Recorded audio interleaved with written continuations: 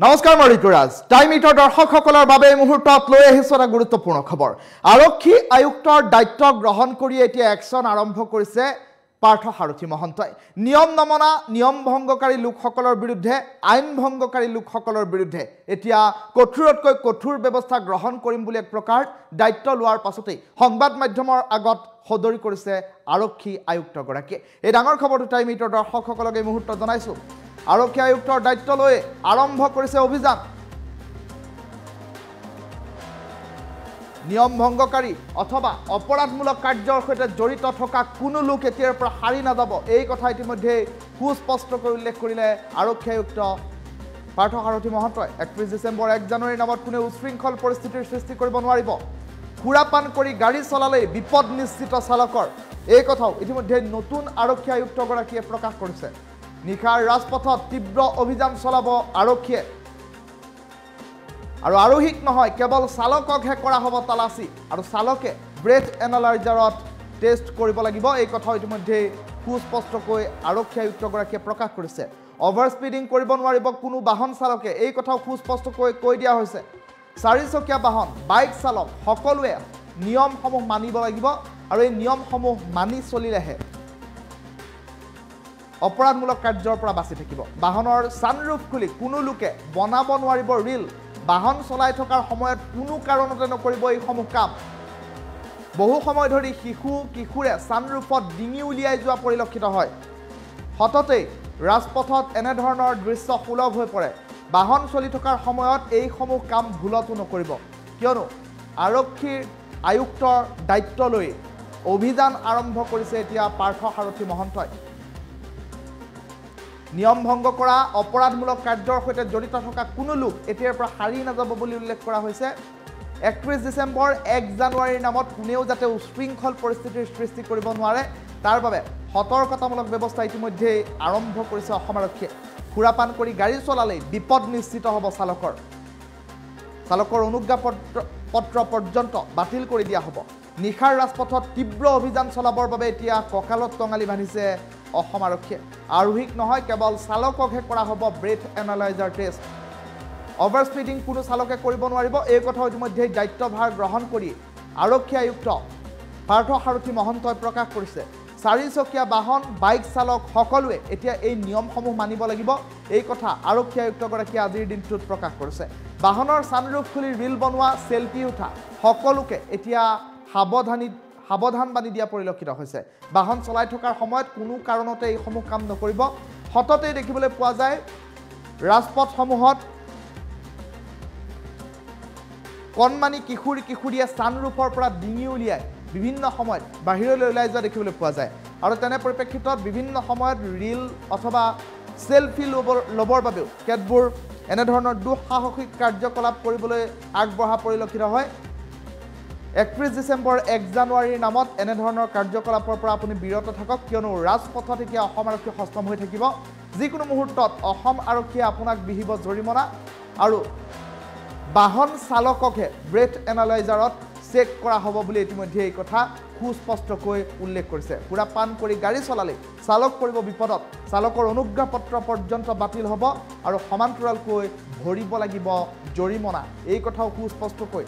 আৰক্ষী আয়ুক্তৰ দায়িত্ব লৈয়ে পাৰ্থ সাৰথী মহন্তই মন্তব্যত প্ৰকাশ কৰা পৰিলক্ষিত হৈছে নতুন আৰক্ষী আয়ুক্ত পাৰ্থ সাৰথী মহন্তই এই সন্দৰ্ভত কি মন্তব্য কৰিছে টাইম ইটৰ দৰ্শকসকলক এই মুহূৰ্তত মন্তব্য শুনাই লৈছোঁ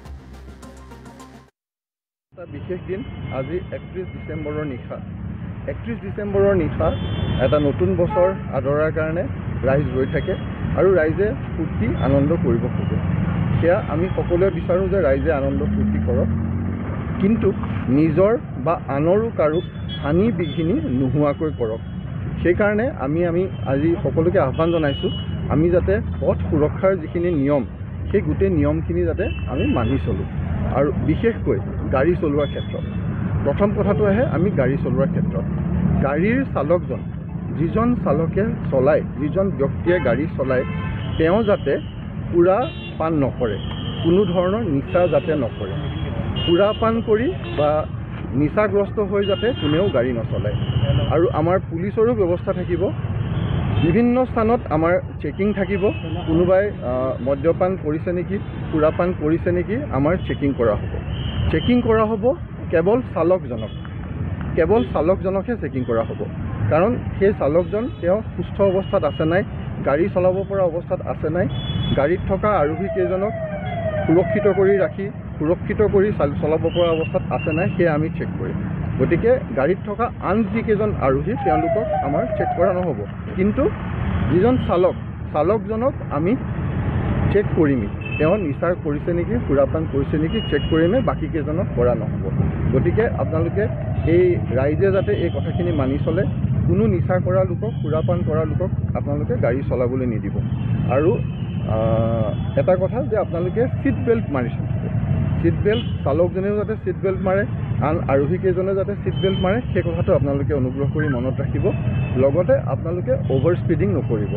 দেৰি হৈছে মই সোনকালে পাবগৈ লাগে ৰাস্তাটো অলপ খালী পাইছোঁ আগবাঢ়ি লওঁ এনেকুৱা ধৰণৰ কোনো ভাৱ আপোনালোকে মনলৈ আহিবলৈ নিদিব আপোনালোকে অভাৰ স্পীড একেবাৰে নকৰিব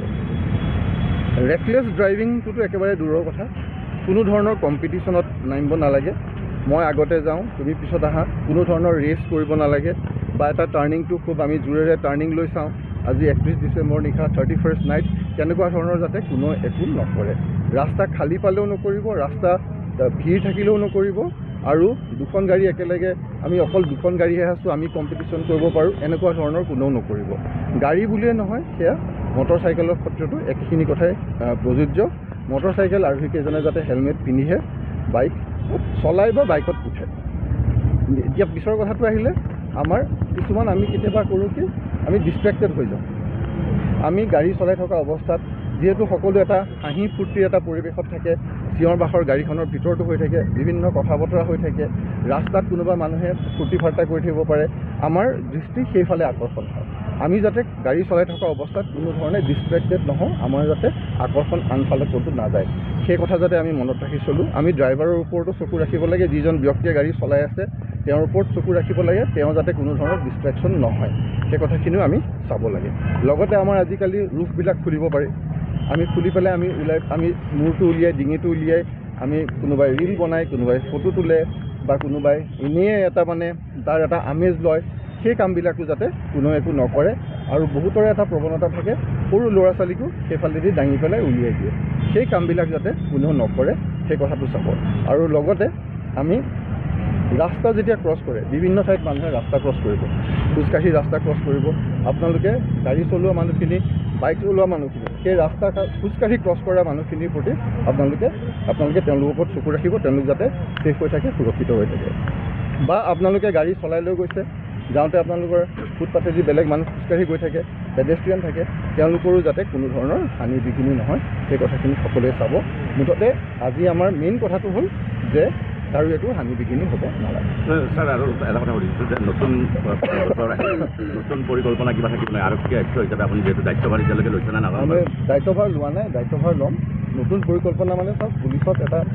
এটা কণ্টিনিউৱাছ প্ৰচেছ যি চলি থাকে ট্ৰেন্সফাৰ হৈ থাকে মানুহ যায় আহে যিটো প্ৰচেছত কাম চলি আছে কাম চলি থাকিব যেনেকৈ আগতে ভাল কাম হৈ আছিলে তেনেকৈ ভাল কাম কৰাৰ চেষ্টা চলি থাকিব সেইটো কাম